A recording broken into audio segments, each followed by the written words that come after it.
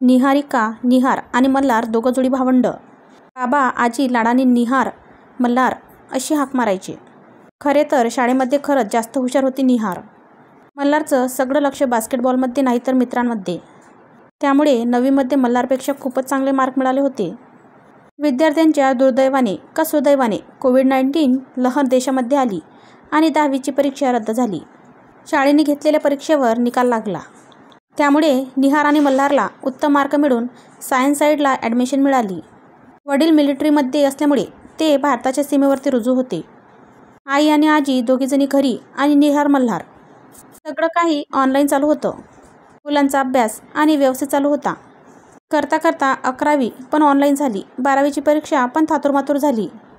दोघांनी पण वडिलांच्या इच्छेप्रमाणे नीट परीक्षेची जोरदार तयारी चालवली होती.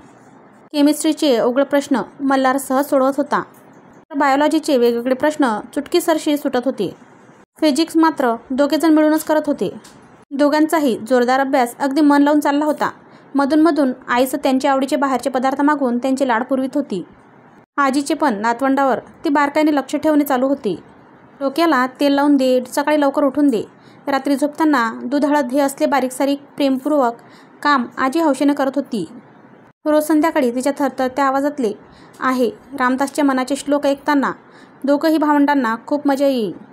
बऱ्याच वेळेला मल्हार निहारला अजून चिडवायचा की तुझे मन अपचळ आहे, तुझ्या डोक्यात शिरत नाही, तुझा अभ्यास होत नाही असं म्हणून दोघांची गमतीशीर भांडाभांडी पण चालू असते. दोघांनी पण मन लावून अभ्यास करून नीटची परीक्षा उत्तमरित्या दिली.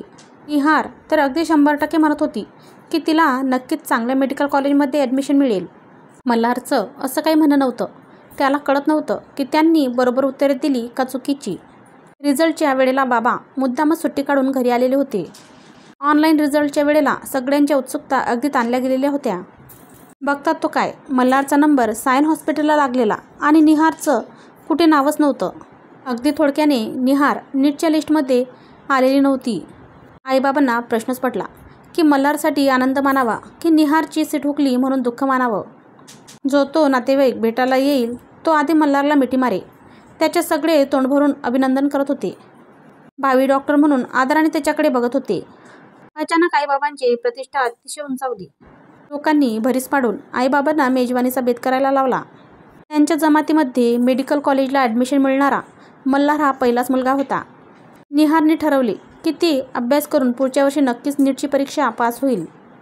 तरी पण आलेल्या मेळ्यामध्ये ती जणू काही बाजूला पडली होती.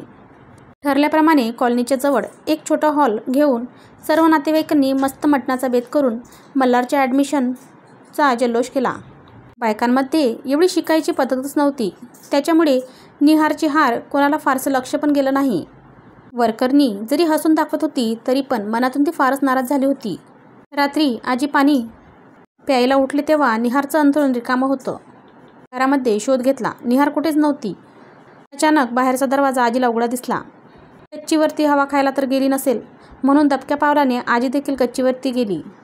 रात्रीच्या शांत वातावरणामध्ये निहार पाण्याच्या टाकीवरती उभी होती. आजीला तिचा चेहरा स्पष्ट दिसत होता. रडलेले डोळे, लाल झालेले नाक आणि मनाशी काहीतरी केलेला निश्चय. आजीच्या हृदयामध्ये एकदम कळ उठली. काय करतेस बाळ निहार, आधी खाली उतर, आजी कळवळून म्हणाली. निहारने आजीचे बोलणे ऐकलेच नाही. आजीने परत प्रेमळ आवाजात निहारला हाका घातल्या. आजीचा आवाज, उघडा दरवाजा हे सर्व बघून मल्हार धावतच गच्चीवर आला. पटकन पाण्याच्या टाकीवर चढून निहारला आपल्या कुशीत घेतले आणि अलगदपणे खाली आणले. निहार जणू वेगळ्याच विश्वास होती. मला जगायचं नाही. अगं पण का? एक परीक्षा चुकली म्हणून कोणी जीवन संपतं का? आणि एक नाही तर दुसऱ्या वर्षी तुला ॲडमिशन मिळेल. तुला जर ॲडमिशन मिळाली असती तर मला सगळ्यात जास्त आनंद झाला असता, कारण माझ्यापेक्षा हुशार तूच आहेस हे आपल्या सगळ्यांनाच माहीत आहे. मल्हार तिला मिठीमध्ये घेऊन समजावून सांगत होता. आजीने निहारची पापी घेतली आणि म्हणाली, बाई गं, मेहनत करणे आपल्या हातात असतं, यश अपयश नाही. आणि एवढं तू मनाला का लावून घेतेस? तू हुशार आहेस. आपल्या घराण्यामध्ये सगळ्यात हुशार मुलगी तूच आहेस. तुला नक्कीच ॲडमिशन मिळेल. पण हे असं वेडंवाकडं करणं तुला अजिबात शोभत नाही. तुझ्या बाबांचा आदर्श डोळ्यापुढे ठेवत का नाही? सीमेवरती लढणाऱ्या तो किंवा कुठून गोळी येईल आणि प्राण निघून जातील त्याला माहीत नाही, तरी पण तो धाडसाने आपल्या सर्वांसाठी तिथे उभा आहे. आणि तू अशी वेड्यासारखी स्वतःचा जीव द्यायला निघालीस. मला तुझ्याकडून ही अपेक्षा नव्हती. चल खाली, देवाला नमस्कार कर, आईवडिलांची क्षमा माग आणि चुकले म्हण. आजीच्या डोळ्याला धारा लागल्या होत्या. तिघेजण जिना उतरून खाली आले तर समोर आईबाबा. रडवेली आजी बघून त्यांना नवल वाटले. आजीने डोळ्यानेच मल्हारला चूप राहण्यासाठी सांगितले. आजीने सांगितल्याप्रमाणे निहारिकेने देवाला आणि आईवडिलांना आजीच्या पायाला घट्ट मिठी मारून ती म्हणाली, आजी मी चुकले. परत असा वेडेपणा मी करणार नाही. माझी गुणाची बाय, सोन्यासारखं लेकरू माझं. आजीने अल्लाबल्ला घेत आपल्या कानशिलपाशी कडाकडा बोटे मोडली. बाबांचा परतीचा दिवस उजाडला. एका डोळ्यामध्ये मल्हारचे सुख तर दुसऱ्या डोळ्यामध्ये चिंता बघून आजी म्हणाली, तू बिनघोर जा, आम्ही एकमेकांना सांभाळून राहू. तेवढ्यामध्ये रजिस्टर पत्र घरामध्ये आले. आर्मी वेलफेअर एज्युकेशन सोसायटीतर्फे पत्र आलेले होते. सुरुवातीला सगळ्यांना पत्र मल्हार संबंधी असे वाटले. बाबांनी पत्र उघडून बघितले. तो काय? निहारिकाला आर्मी मेडिकल कॉलेजमध्ये ॲडमिशन मिळालेली होती.